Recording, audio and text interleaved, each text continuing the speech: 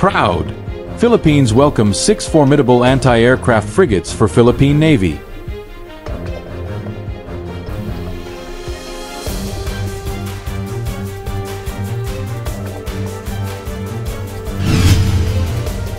Amid increasing tensions in the South China Sea with China and fears of how a conflict over Taiwan could jeopardize the country's territories in the Luzon Strait, the Philippines is looking to prioritize its naval forces in a revised military modernization plan. Despite Manila's encounters with China in the Philippines' exclusive economic zone, including the construction of several military bases on artificial islands, and run-ins with Chinese vessels over the last decade, the armed forces of the Philippines remains under-equipped, experts agree.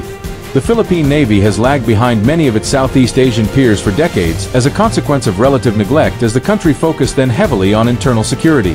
This also resulted, most crucially, a neglect of the country's maritime domain. Philippine maritime interests, especially in the West Philippine Sea, have been compromised. Colin Coe, a research fellow at the Institute of Defense and Strategic Studies under the S. Rajaratnam School of International Studies in Singapore, told USNI News.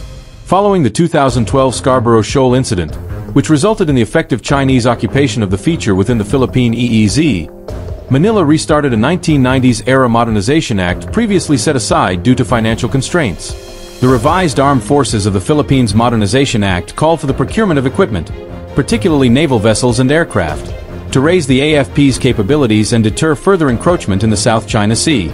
The Philippine Navy was set to spend over $40 billion on procurements in 2 4-year and 1 5-year-long phases, known as Horizons, between 2013 and 2028. Today, only a fraction of the spending originally planned has been executed. The armed forces failed to complete the first 2 Horizon phases due to a lack of funds from the Philippine government and the COVID-19 pandemic. The funding shortfall upended the Philippine Navy's Strategic Sale Plan 2020. The 2012 modernization plan called for the service to procure 6 anti-air warfare frigates, 12 anti-submarine corvettes, 18 offshore patrol vessels, 42 missile boats and 3 attack submarines, as well as various amphibious and auxiliary vessels. Since then, the service has procured 2 frigates, 3 corvettes, 6 offshore patrol vessels and 9 missile boats. As tensions with China have risen over the last year, Manila has started to revise its plan. Following incidents at Scarborough Shoal, Second Thomas Shoal and elsewhere in the South China Sea in 2022 and 2023, the Philippines has bolstered its naval deployments to the region. Philippine lawmakers also pledged increased funding for the Navy and Coast Guard. Vivid images that show Chinese ships colliding with and water canoeing smaller Filipino boats contribute to gaining that buy-in from the voting public. Ray Powell, director of the Sea Light Project at Stanford University's Gordian Knot Center for National Security Innovation, told USNI News. Manila's assertive transparency campaign of 2023 pushed military modernization from one of many budget line items to a national imperative.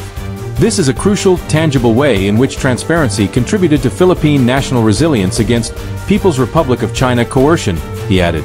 In January, Philippine President Ferdinand Marcos Jr. approved a $35 billion acquisition list put forward by the Armed Forces of the Philippines for a revised version of Horizon 3. Almost equivalent to the total cost projected for by the original program. In contrast, the previous administration only approved $5.6 billion for Horizon 2. Dubbed Re-Horizon 3, this revised phase seeks to not only obtain new equipment but also remove inefficiencies, streamlining the procurement process and developing a better defense strategy.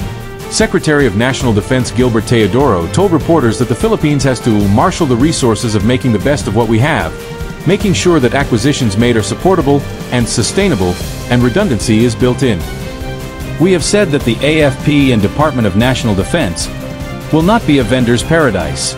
We will not consider ourselves a vendee, but a client. We will demand performance from all our proponents, Teodoro said in a Philippine Daily Inquirer article. Teodoro blasted inefficiencies in the modernization and procurement laws, calling them cursed. Alongside Re-Horizon 3, the new comprehensive archipelagic defense concept put forward by Philippine defense officials brings an increased emphasis on naval and air forces for the defense of the country.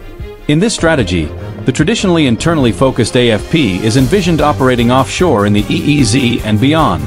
The Philippine Navy's missions include patrols from the EEZ to the internal waterways of the 7,641-island country. Moreover, with an external threat from China, the force is looking to acquire high-end anti-air and submarine warfare capabilities. Manila-based geopolitical analyst Don McLean Gill emphasized the need for upcoming procurements. The next step will be to ensure how such acquisitions can be effectively and practically integrated into the Philippines' overarching desire to enhance its ability to secure both its internal waters and surrounding seas, said Gill. Ko highlighted that the country's other maritime security organizations could, to some extent, reduce the funds the Philippine Navy needs for inland duties. The Philippine Coast Guard, and to a lesser extent Bureau of Fisheries and Aquatic Resources, Modernization and Recapitalization Program can help free up the Philippine Navy to focus more on conventional warfighting and other military missions than just patrolling and enforcing the country's EEZ, said Ko. Equipped with Japanese and French patrol vessels, the Philippine Coast Guard has been frequently deployed to the South China Sea to protect Philippine fishermen, ward off foreign vessels and escort Philippine Navy resupply missions to Second Thomas Shoal. The Philippine Coast Guard is set to procure a large number of ocean-going patrol ships in an upcoming modernization act.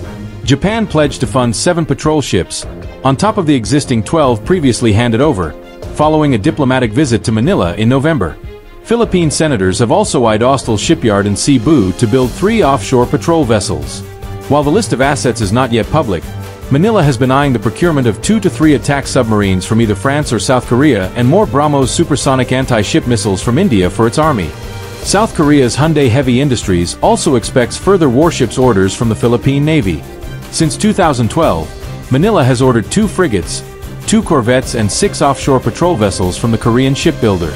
Other major procurements include 4 landing platform docks from PT PAL Indonesia, which are the largest ships in the Philippine Navy at 7,200 tons. Donations from the U.S. include 3 Hamilton-class cutters and 3 Cyclone patrol ships. These patrol vessels frequently patrol the South China Sea and waters around Mindanao. An additional 4 patrol vessels, 2 Protector and 2 Island-class patrol boats, were eyed for transfer to the Philippines pending congressional notification requirements, according to a White House press release last year.